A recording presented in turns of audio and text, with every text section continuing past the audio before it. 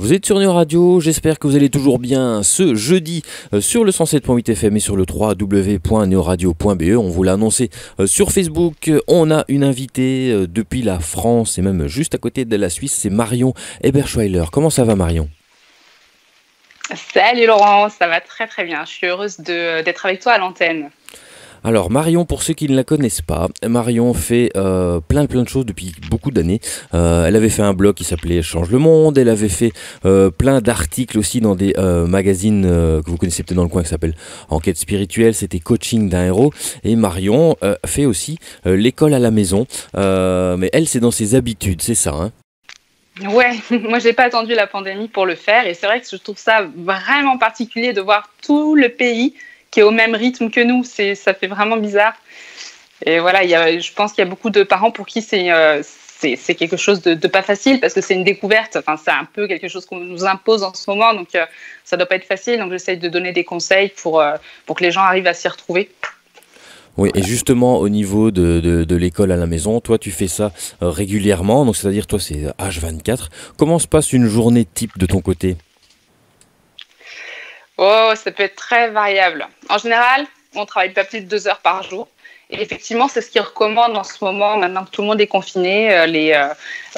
L'éducation nationale recommande aux gens de travailler 2 heures par jour. Et je trouve ça hyper intéressant parce que du coup, ça prouve qu'on n'a pas tellement besoin d'une journée entière de classe et qu'il y a un petit côté contre-productif. En fait, le fait d'être 30 dans une classe, ça fait que chaque enfant met plus de temps à comprendre et à acquérir les notions et on se base moins sur leur rythme à eux, donc forcément, ça prend plus de temps. Alors que là, une fois à la maison, ils peuvent y passer 2 heures et ensuite se vaquer à leurs occupations, travailler leur épanouissement, leur passion. Donc ça, je trouve que c'est hyper intéressant. Voilà. Et toi, tu as des enfants de quel âge ? J'ai un enfant de 11 ans qui est donc niveau 6e et une fille de 9 ans. Elle, c'est niveau CE2. D'accord. Et quand on fait l'école à la maison comme ça, du côté français, est-ce qu'on doit suivre un programme établi ou alors on fait ce qu'on veut ? Alors, c'est un petit peu des deux. Parce que, justement, l'éducation nationale, elle a un programme qui est en fait très vague et très global et qui permet, en fait, c'est très bien pensé. C'est vraiment pour mettre tous les enfants au même niveau, pour que chacun ait pour que chacun ait les mêmes chances, pour que tout le monde ait les mêmes chances, après, dans le monde du travail, etc. Mais ce programme est suffisamment vague pour que tu puisses l'interpréter de tas de façons différentes. Donc, la façon dont on va le faire à l'école, ça va être super différent de la façon dont on va le faire à la maison. D'abord parce qu'il n'y a pas l'inertie de groupe. Donc ça, forcément, ça manque. Donc, il faut motiver ses enfants autrement. Aussi, on n'a pas le même rapport avec son enfant. On est beaucoup plus dans l'intimité. Donc, l'enfant ne va pas nous obéir de la même façon qu'il va obéir à un enseignant. Donc, en fait, on va être confronté à des difficultés dans le sens où on ne va pas pouvoir reproduire le système scolaire de la même façon qu'il est à l'école, à la maison.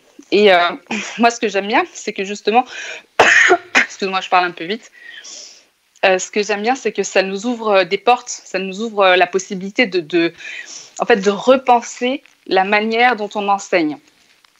Est-ce que c'est logique, par exemple, d'apprendre des choses par cœur, de les bachoter ? Voilà, quel sens ça a, à part un sens où tu vas avoir des notes à la fin. Moi, ce que j'aimais dans l'école à la maison, c'était le fait de conserver et stimuler le plaisir d'apprendre, le plaisir de découvrir le monde qui est autour de soi et vraiment de mettre du sens dans les apprentissages. Tu apprends des maths, pas parce qu'il le faut, parce que tu vas avoir des mauvaises notes si tu ne le fais pas, mais vraiment parce que ça va t'apporter quelque chose dans le monde réel. Donc quand tu fais l'école à la maison, tu es beaucoup plus plongé dans la réalité des choses, dans la réalité du monde. Et du coup, tout ce que tu apprends prend beaucoup plus de sens. D'accord. Et quand tu fais l'école à la maison, on imagine peut-être, des fois, enfin là, nous on le voit maintenant, vu qu'on est confiné forcément avec le coronavirus, mais est-ce que tu fais la classe, genre tu lis tous les jours de 10h à midi, on s'assied derrière une table et on y va, ou alors c'est plus un aspect ludique ? Je suis beaucoup plus dans l'aspect ludique.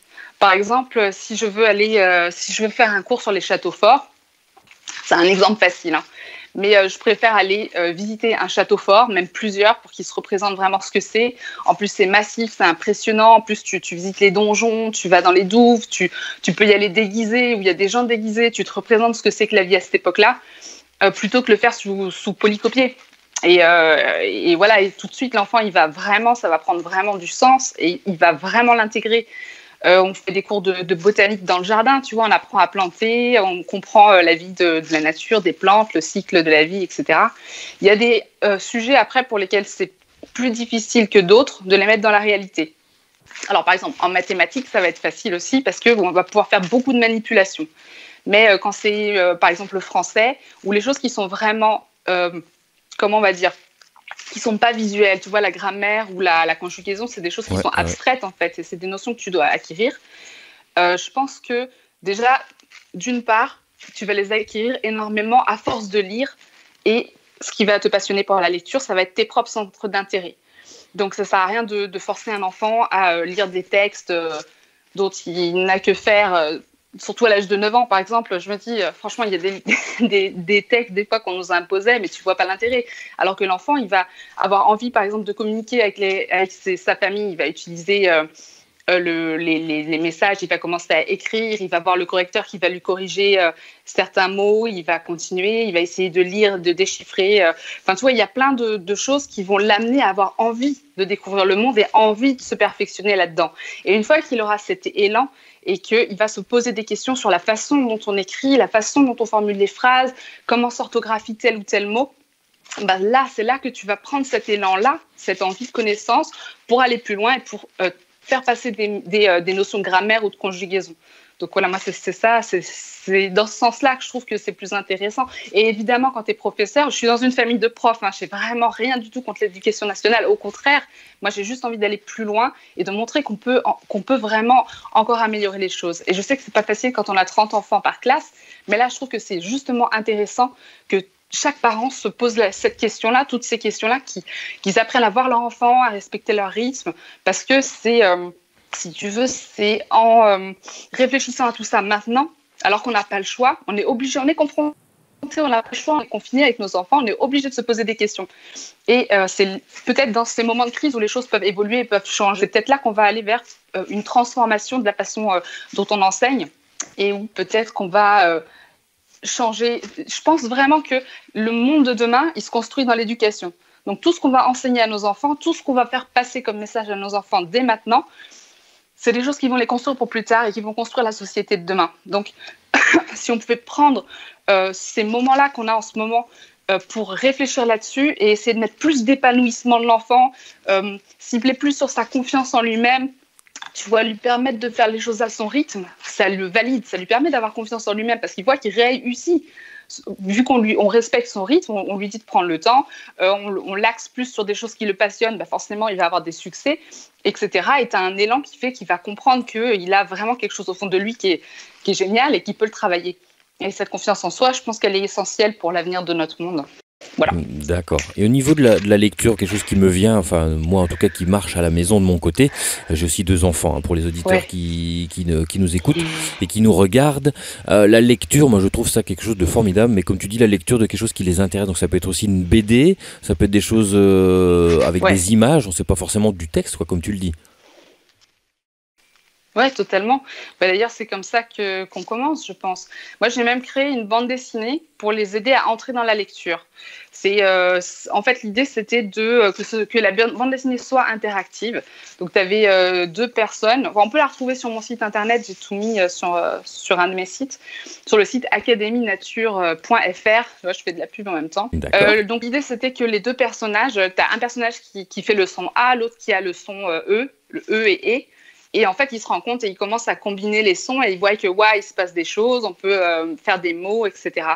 Et je pense que si on veut les amener à entrer dans la lecture, il faut vraiment montrer à la fois que c'est ludique, que c'est facile et qu'ils y ont un intérêt pour plus tard. Parce qu'ensuite, ils vont déchiffrer des mots à droite, à gauche, ils vont pouvoir communiquer à l'aide de mots et ça va vraiment les motiver pour aller plus loin. Alors, une question qui me vient et qui peut être chouette à aborder. Quel est ton avis sur les écrans ? Alors moi, je sais que j'ai un côté où je suis fascinée par la nature et j'apprends beaucoup à mes enfants dans le monde de la nature, donc en harmonie avec la nature, etc. Par contre, j'ai absolument rien contre les écrans, j'adore les écrans. Et je pense que c'est un outil qui est exceptionnel et qu'il ne faut pas tout rejeter sous prétexte que c'est vrai qu'il y a un côté qui est polluant, etc. Moi, personnellement, je suis fan des écrans. Tu peux, en fait, c'est vraiment un outil qui va permettre d'aller droit au but dans de nombreux apprentissages. Donc, c'est vraiment quelque chose que je favorise beaucoup. Tu les utilises toi aussi un peu ou... Oui, pour l'aspect ludique, tout à fait, mais pour l'aspect dessin animé, un peu les bêtises qu'on peut voir à la télé, là-dessus, c'est quoi ton avis? Ah, et c'est vrai qu'il faut savoir sélectionner un petit peu ce qu'on voit. Mais je pense que les moments où ils regardent des bêtises, c'est des moments aussi, des moments de relaxation. Donc c'est pareil, je vais pas tout rejeter en masse. Mais tu vois, je prends l'exemple de mon fils. Donc mon fils, il faut savoir il est autiste Asperger. Donc quand on parle avec lui, il est normal, tout ça. Mais dans son fonctionnement mental, il est un peu différent. Il a des problèmes de concentration, de dextérité, etc. Mais une fois qu'il est dans une passion, il va aller l'explorer et il va s'en servir de tremplin pour toutes ses autres acquisitions, en fait. Donc, c'est un petit peu, si tu veux, pour moi, une caricature des autres enfants. Donc, ce que je vais voir chez lui, ça va me sembler super logique chez lui. Et je vais voir si ça peut être logique aussi pour les autres, puisque c'est, extrapolé chez lui. Et quand je vois comment il fonctionne, par exemple, il va regarder des vidéos de youtubeurs qui jouent aux jeux vidéo. Ben là, en ce moment, il est passionné par un jeu et la langue ne va pas le limiter. Donc, il va aller regarder des vidéos de youtubeurs qui sont très populaires, mais en anglais. Et du coup, ça fait plusieurs semaines qu'il se met à me parler en anglais. Donc, je trouve, tu vois, si tu fais confiance au processus, des fois, il y a des choses qui se mettent en place. C'est comme un enfant quand il apprend à parler ou qu'il apprend à marcher, tu vois, tu lui détailles pas comment est-ce qu'on fait. Il le fait parce qu'il le voit autour de lui, qu'il est immergé là-dedans. Et ça lui permet de l'acquérir. Et de cette façon-là, je pense qu'il y a énormément de choses qu'on acquérit. Pareil pour tout ce qui est... il me parle souvent de la politique ou de ce qui se passe dans le monde et des choses que moi-même, je n'ai jamais abordées avec lui. Alors que lui est très au courant sur ces sujets-là parce qu'il les entend. Il entend des vidéos très diverses. Il fait un petit peu son mélange. Il essaie de tirer des conclusions à lui, etc. Donc, ça peut être des outils qui peuvent être bien utilisés aussi. D'accord. Et qu'en est-il de l'aspect social? Donc on a l'aspect apprentissage, mais après, est-ce que on a une récréation? Ouais. Est-ce que il voit d'autres enfants? Est-ce que voilà, à ce niveau-là, on pourrait aussi se poser la question. Ouais, carrément. Alors là, ça dépend vraiment de ce que tu vas mettre en place toi dans ton fonctionnement en tant que parent. Alors jusqu'à présent, on a déménagé. Là, ça fait 1 an et demi qu'on est dans une maison, mais auparavant, on vivait dans un immeuble. Et on était vraiment le QG du quartier. Tout le temps, des enfants qui venaient, même entre les cours, entre midi et 2, il y en a qui venaient frapper à la porte, etc. Et ils passaient par les fenêtres. Il y avait les petits voisins, tu vois, le samedi matin qui venaient en pyjama et chaussons pour jouer avec les enfants. Enfin, tu as ce côté-là. Si toi, tu es toi-même sociable et que tu cultives ce côté-là et que tu mets les parents en face à l'aise en disant « Ouais, moi, j'adore avoir des enfants partout », tu as ce côté-là qui peut devenir très vivant. Donc ça, c'est à toi de le mettre en place. Après, on n'a pas tous ces possibilités. Et là, tu vois, je suis confrontée à ça parce qu'on vient de déménager dans cette nouvelle maison et je ne connais pas trop les gens autour. Ce n'est pas un immeuble, donc les gens sont un peu plus séparés et j'ai un peu plus de mal à mettre ça en place. Donc, j'y travaille. Et en attendant, je les ai vraiment focalisés sur tout ce qui est activités extrascolaires. Donc, ils font du théâtre, du yoga. Ils ont fait des tas d'activités différentes pour pouvoir rencontrer d'autres enfants s'ils ne les voient pas au quotidien. Voilà. En tout cas, ça donne envie.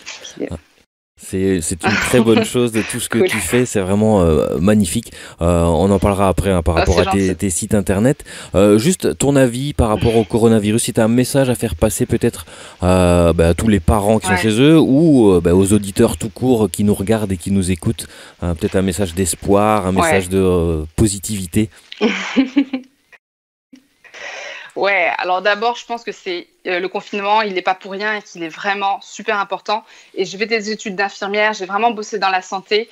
Et pour moi, j'ai plein d'amis qui sont encore à l'hôpital et qui sont en première ligne. Et vraiment, si je pouvais vous supplier un truc, c'est rester chez vous. Je sais que c'est pas drôle, c'est pas marrant, mais il faut le faire parce que ça sauve vraiment des vies. Et je sais que c'est pas drôle, notamment avec les enfants, mais c'est là que c'est extrêmement constructif parce que vous allez forcément faire un travail sur vous-même et vous allez devoir lâcher prise sur des tas de choses avant qui vous semblaient très importantes avant. Par exemple, ne fais pas de bruit à telle heure, ne saute pas partout, ne dérange pas les coussins du canapé. Ouais, il y a des moments où il faut lâcher prise, quoi. Vos enfants, ils en ont besoin. Et peut-être que c'est ce moment-là, il va vous permettre de reconstruire votre relation, de revoir comment fonctionne un enfant, quels sont ses besoins. Vous n'avez pas le choix, vous êtes enfermés. Donc, vraiment, il faut en profiter pour reconstruire cette relation d'une manière vraiment différente et plus saine. Je pense qu'il faut faire de son mieux pour tirer des choses positives de ces moments-là. Voilà, ce serait le message que je voudrais faire passer. Eh bien, merci beaucoup Marion d'avoir été avec nous sur les ondes de Néo Radio, également en live sur Facebook, via Skype aussi. Et si tu as encore un site internet à citer, donc tu en as plusieurs, hein. Tu avais Change le Monde, je ne sais pas si ça existe encore, mais vas-y. Ouais.